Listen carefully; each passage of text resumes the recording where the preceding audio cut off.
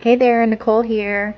So I'm finally getting around to doing a reflection of this past year in my Hemlock and Oaks as my daily memory keeping journal. I had been consistently 2 or so weeks behind, so that's why I'm finally filming this now. And you see that my 2025 daily duos are essentially untouched, and these you can see have been well loved. But I just finished the last entry of 2024 and it's very exciting because that means I can move on. So I'm really excited to dive into a new book, as we all are. But before I do that, I just wanted to show you a quick flip through of the last month. I think I did the November flip through already, so I'll be doing a flip through of December's pages and then just kind of do a quick reflection on how 2024 went in these guys here, and then my plans for 2025. So stay tuned and hope you enjoy.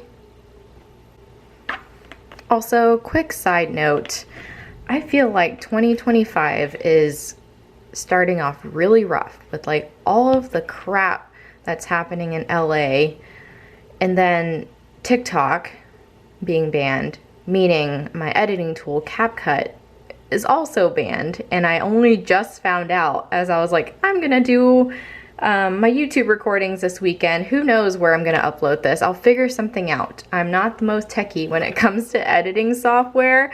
So this will be posted one way or another.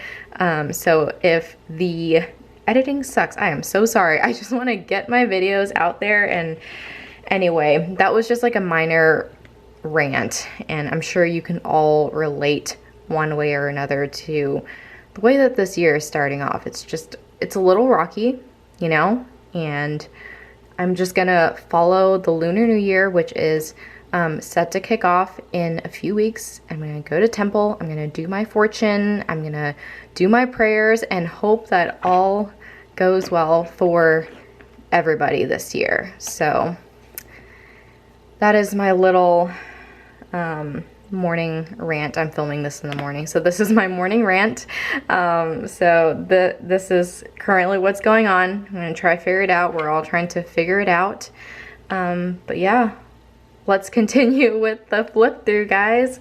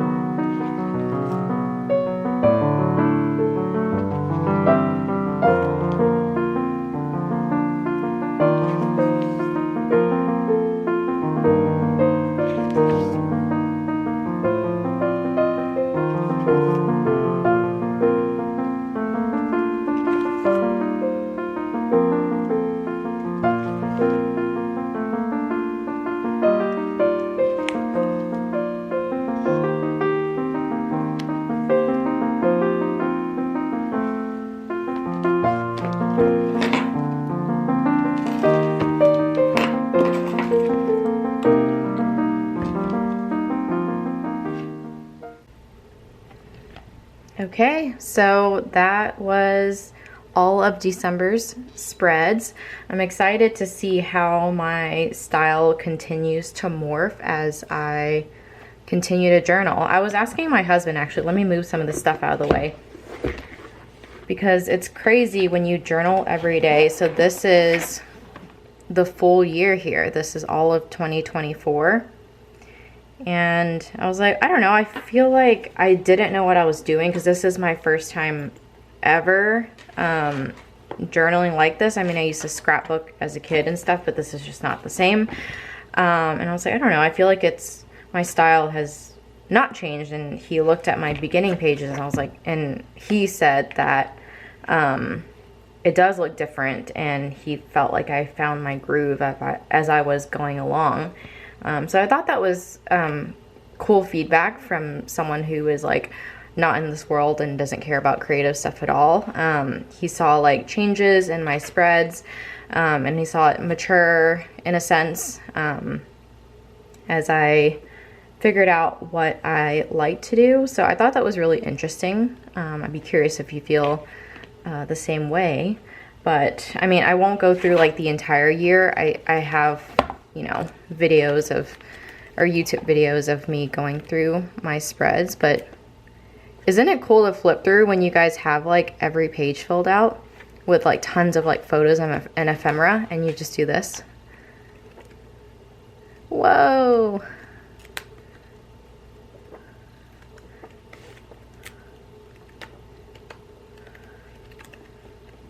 That's crazy. And you can see for the undated, it has all of the gold pages, which I don't use, and the monthlies, which I don't use because I just wanted to focus on the dailies. So this was January through July, right? I'll do the same thing for the other one.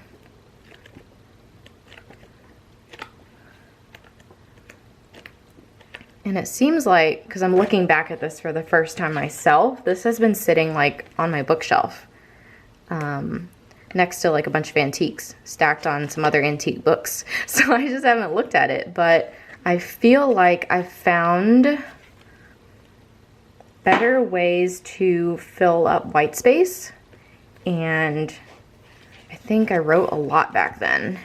And as I went through, maybe I still write a lot. I don't know. I think it depends on the spread, but I write less generally because I have more like stuff going on, which I like.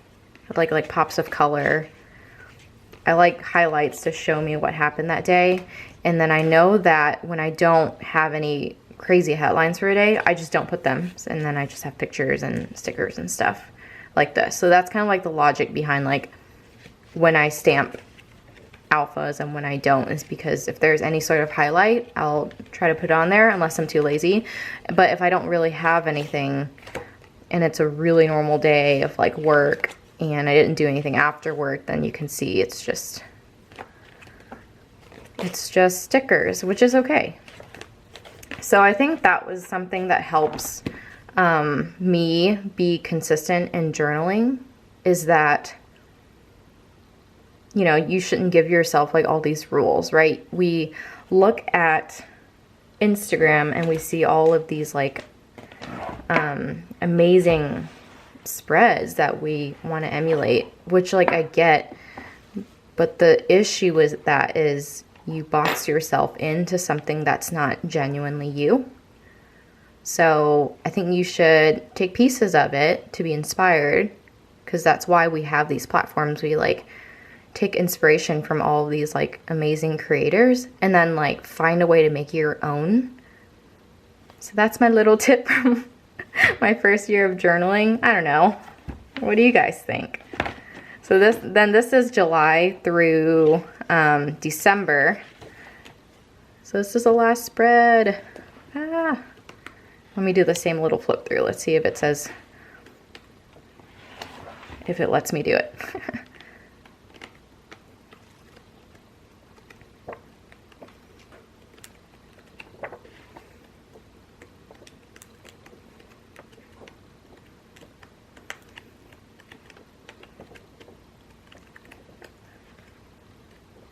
Yep, and then that's my first one in July. I don't know what my style is, to be honest. I know that in here I tried to do like some layering right here, like some more collaging. Oh, this is me and my grandma, by the way. Look at my little tubby self. I think I really missed her this day. She's like a second mom to me, so right about that. But anyway, I think I tried to do more like collaging, but then as I went on, I figured out that I don't, like, I like it. See, here's another one where I put like a bunch of little stickers here. but my default seems to be not that and just putting stamps and big pictures and stuff. So I think, unless it made sense for the theme of the spread, you can see that it's pretty consistent in terms of how I lay everything out. And I think that makes it easier for me to manage doing it more consistently, because my default is not like beautiful collages with like tons of ephemera. And I think I just like learned that about myself, and I'm like, it's totally fine. I can't make it pretty like everyone else, but I'll find a way to make it my own. Right, so I think that's what I learned as well. And luckily, this paper makes it amazing for that. I feel like with collaging, Tomoe River paper is really good because it's so thin. So like when you add layers and stamps and stuff like that, it like has this like beautiful crinkle when you turn the pages, and it's really cool. But this is already like so thick that I know like a lot of people are like, what pictures or what photo printer do you use because the paper is so thick? And honestly, I think I mentioned this a lot already, but I just use my HP sprockets, and they're sticker photos. So that makes it easier for me too, because I know a lot of people print their photos on like the actual like 8.5 by 11 like sticker paper, or clear sticker paper, or transparent, sorry, to make it thinner. But I do my spreads like kind of like a little bit day by day. So I don't have enough to print like a whole 8.5 by 11 size and then cut them out. Because you can see if I do 2 days at a time, like 2 to 4 days at a time as I typically do, these photos wouldn't fill up the entire page. So to me, that's a waste because of the way and the frequency that I journal. So I just have these, and I like to just print the photos ad hoc, peel and stick, and I don't care that it makes it really thick, because the binding proved strong for the first half, so I was not shy about using all the stickers and washi tape and stuff that I wanted for the second half. So I just enjoyed doing it, and I knew that the binding would stay. Because I know that was like another question in the Hemlock and Oak Facebook groups. Everyone's like really concerned about the spine. And like a lot of the responses back, the spine holds up really, really well. Because like I don't use thin photo paper, and I use a ton of stickers, as you can see. And washi tape everywhere. So I think it does pretty well. And then like all of the inks take too. So like I haven't had any bleed through with any stamps. Let's see. And pens. I mean, I only use the Sharpie felt tip for all of my spreads. So it does not bleed through at all. And then in terms of inks, I would say my go-tos are, shoot, I don't have my black one here with me, but here's one other black one, the VersaFine, and then I use a bunch of this brand, right? So I have a lot of these. Let's see what else. I have a few color theories, but I don't like the way it comes out on paper. I know a lot of people use that. And then I have a few of these like tea times, which are more of like a chalky effect. So they come out really light on paper. So I don't use this all the time unless I'm going for like a vintage style. So obviously the light chalkiness doesn't bleed through. Probably the ones that would like seem most likely to bleed through is the VersaFine, because it's very inky and pigmented. But I love the way it comes out. It looks like it was like printed on paper. If I find an example, I'll call it out. But anyway, you can see that like you don't see bleed through from anything, you know. So paper's great, binding's great. I'm just trying to answer like commonly asked questions in the channel, not in the channel, in the Facebook group about the notebooks. But I love seeing that, like, I don't know if people are just posting more in the Facebook group, but people seem to be more, or there are more folks using the Hemlock and Oak dailies as their memory keeper or journal versus a planner. So that's really fun to see everyone's spreads. They're really pretty. And I would say, like, if I had to define my style, it'd be kind of like a magazine, because I know when I was young, I used to, like, make my own magazines. Like, when I read, like, 17 and all that stuff and all the kid magazines, I would try to recreate them with my own topics and then force my little brother to read it. He'd be like, okay, sure. So I think that's always kind of stuck with me, the fun, like, magazine look where you have, like, big headlines and pictures and then you read the text. So I think that's fun. It seems like that's what came out sort of on paper. So yeah, I hope that was helpful. And then in terms of, like, what I journal, I don't think that has changed. It's, since I don't have, like, a personal journal, this is, like, my personal diary. Like, I don't, like, put names if I'm, like, saying anything negative. Like, I'm like, oh, this coworker was annoying or something like that. But I'll be like, oh, I had a stressful day at work, blah, blah, blah, right? I had a migraine, or I had a really good leg day. So, oh, that is another topic, because people are like, what the heck do you journal about? This page is, like, huge, right? And that's why people journal in typically, like, an A6 or something really small, because they can write quick thoughts, and they're like, I think my life is so boring, I have nothing to write about. I'm like, that's how I feel. Like, I don't do that much. I'm an introvert. I don't like going out. I like staying home with my books and my planners and my journals and my cats. But, like, that's all I write about, right? Like, I'll write about my planners and my cats and my husband and, like, the food that I ate, the shows that I watched, things on social media. Yeah. So it's honestly a little bit everything. It's nothing that exciting, and I don't think that has to be, which goes back to my rule of, like, there are no rules. You write about, like, anything you want. But that kind of gets me to my plans for 2025. I want to do, like, the same thing but different.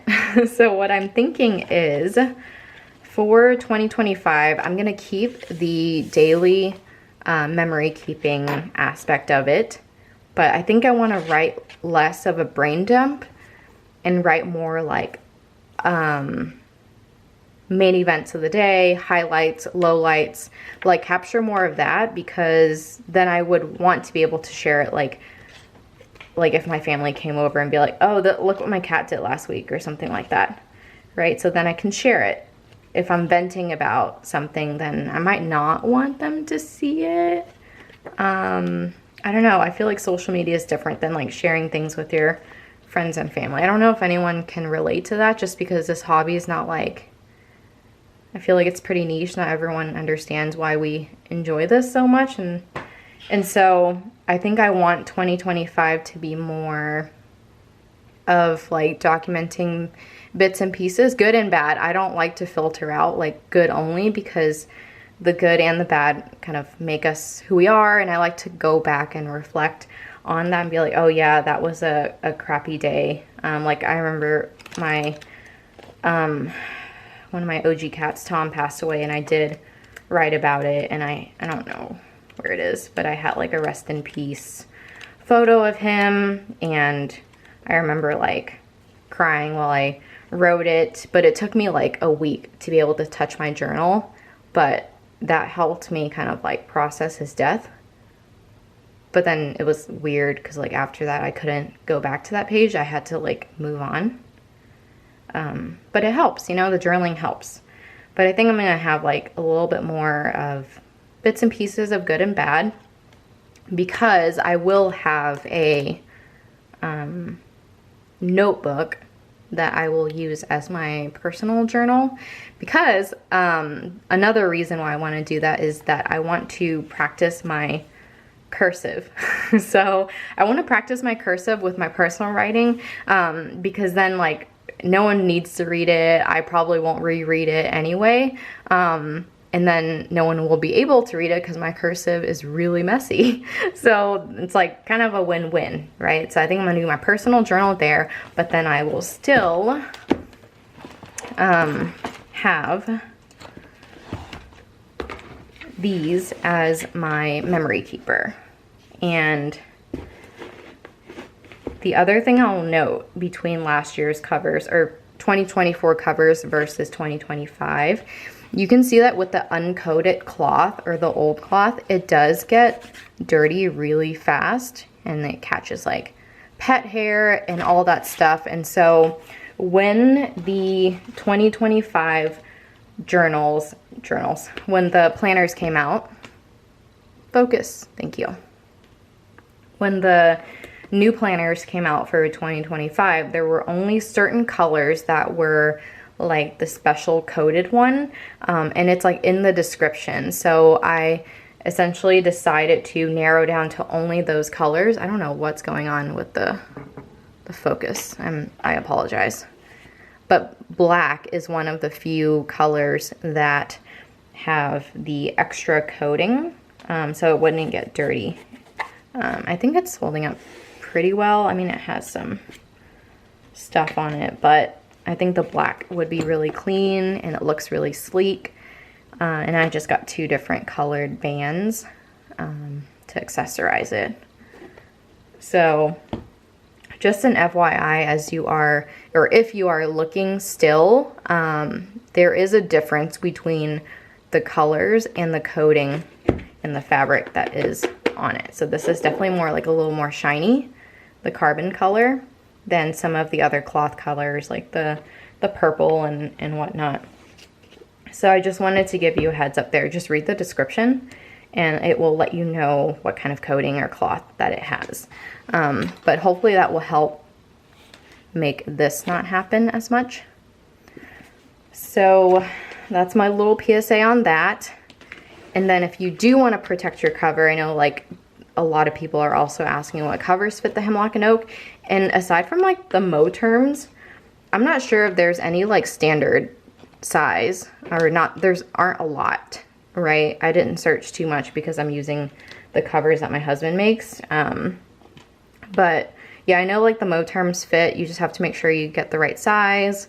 But my husband's been making all of my Hemlock and Oak covers, so I call this one my Harry Potter cover.